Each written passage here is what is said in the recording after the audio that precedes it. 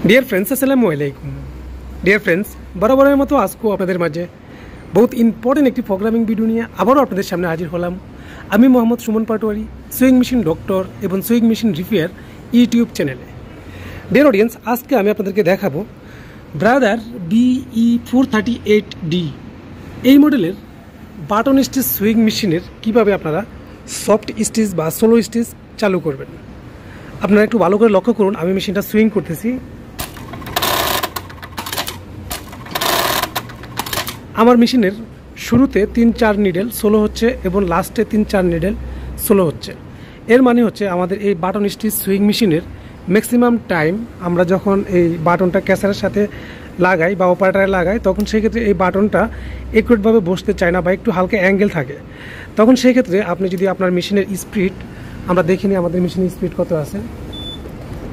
আমরা মেশিনের স্পিডে আসলাম, এখানে 2000 স্পিড আছে। এই 2000 স্পিডে যখন মেশিনটা চলবে তখন সেই ক্ষেত্রে আমাদের প্রথম যে স্টিচটা হবে সেটা কিন্তু আমাদের খুব ইম্পর্টেন্ট একটি স্টিচ, কারণ প্রথমে 2-3 স্টিচ কিন্তু আমাদের সেলাই ধরার জন্যই লাগে। তো এই 2-3 স্টিচের মধ্যে যদি আপনার নিডেলটা 2000 স্পিডে যদি আপ ডাউন করে তাহলে সেক্ষেত্রে সেলাই তো ধরবেই না, বাট এই 2 সেলাইয়ের মাঝখানে দেখা গেছে হাফ স্টিচ হয়ে থাকে, অনেক সময় সেলাই ধরতে চায় না বা নিডেল ভেঙে যায়, বাটন ভেঙে যায়। এটার কারণ হলো আমাদের মেশিনের এই নিডেলটা প্রথমে যে 2-3 নিডেলটা সোলো হয় সেটা যদি না থাকে তাহলে এই সমস্যাগুলো হবে।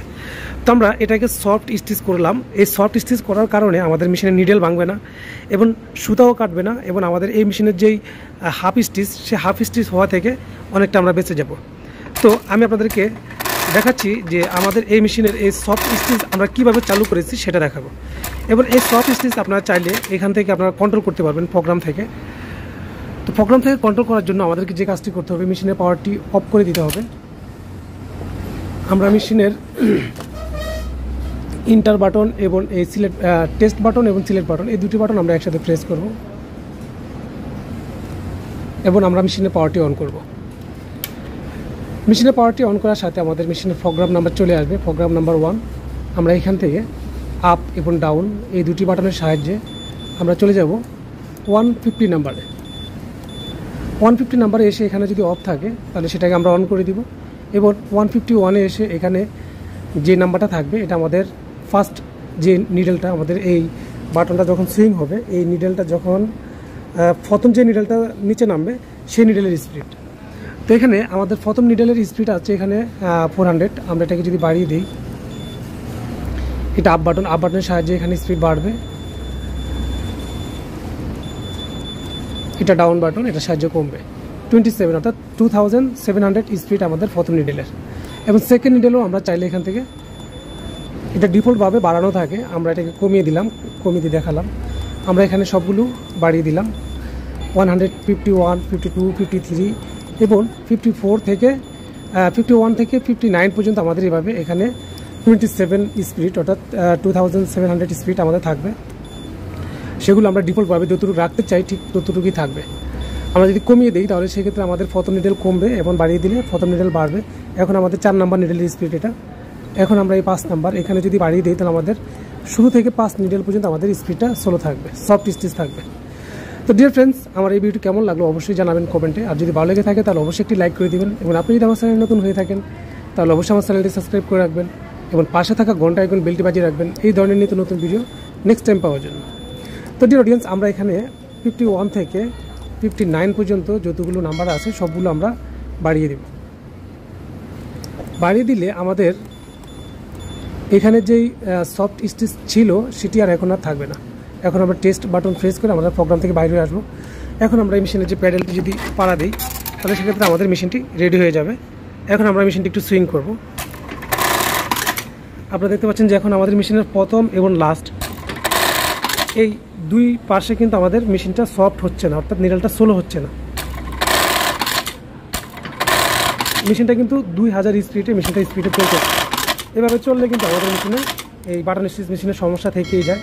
যেমন প্রথম ফার্স্ট স্টিচে আমাদের সেলাই ধরতে চায় না বা বিভিন্ন সমস্যা হয়ে থাকে। তো এগুলো সমস্যার সমাধান করার জন্য আমাদেরকে এই প্রোগ্রামগুলো সেট আপ করতে হয়। সফট স্টিচ এবং সোলো স্টিচ যেটাকে বললেন আপনারা, যেটাই বলেন না কেন, এটাকে সেট করে দিতে হয়। তো ফার্স্ট এবং লাস্ট এটাগুলো সেট করার জন্য test button, inter button press করার প্রোগ্রাম আসবে। আমরা এখান থেকে সেই 151 থেকে 59 পর্যন্ত এগুলো সবগুলো আমরা যদি কমিয়ে দিই, তাহলে সেই ক্ষেত্রে আমাদের মেশিনের যেই ফার্স্ট যে 16 স্টিচ সেটা 16 হয়ে যাবে এবং লাস্ট যে 16 স্টিচ সেটাও 16 হয়ে যাবে। তো ডিয়ার ফ্রেন্ডস, আপনারা বুঝতেই পারলেন যে আমরা কীভাবে ব্রাদার BE438D এই মডেলের বাটন স্টিচ সুইং মেশিনের সফট স্টিচ বা 16 স্টিচ চালু করলাম। তো আপনারা চাইলে আপনাদের মেশিনটা কীভাবে সফট স্টিচ বা 16 স্টিচ আপনারা চালু করে নিতে পারেন, তাহলে সেক্ষেত্রে আপনাদের মেশিনটা অনেকটা ভালো থাকবে বা ডিস্টার্বটা কম দিবে।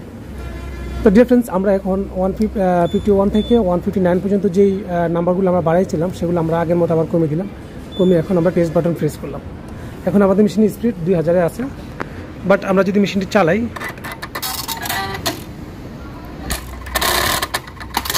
দেখুন আমাদের মেশিনটা কিন্তু এখন শুরুতে এবং শেষের দিকে আমাদের মেশিনটা স্লো হয়েছে, অর্থাৎ সফট স্টিচ হয়ে গিয়েছে। এভাবে থাকলে আমাদের মেশিনের নিডেল ভাঙার সম্ভাবনা কম থাকবে, সুতা কাটার সম্ভাবনা কম থাকবে এবং আমাদের হাফ স্টিচ হওয়ার সম্ভাবনা কম থাকবে। তো ডিয়ার ফ্রেন্ডস, আমার ভিডিওটি ভালো লাগলে অবশ্যই একটি লাইক করে দেবেন এবং আপনার যে কোনো মতামত আমার এই ভিডিওর নিচে অবশ্যই কমেন্ট বক্সে জানিয়ে যাবেন। এবং আপনি যদি আমার চ্যানেল নতুন হয়ে থাকেন তাহলে অবশ্যই আমার চ্যানেলটি সাবস্ক্রাইব করে রাখবেন এবং পাশে থাকা ঘন্টা আইকন বেলটি বাজিয়ে রাখবেন এই ধরনের নিত্য নতুন ভিডিও নেক্সট টাইম পাওয়ার জন্য।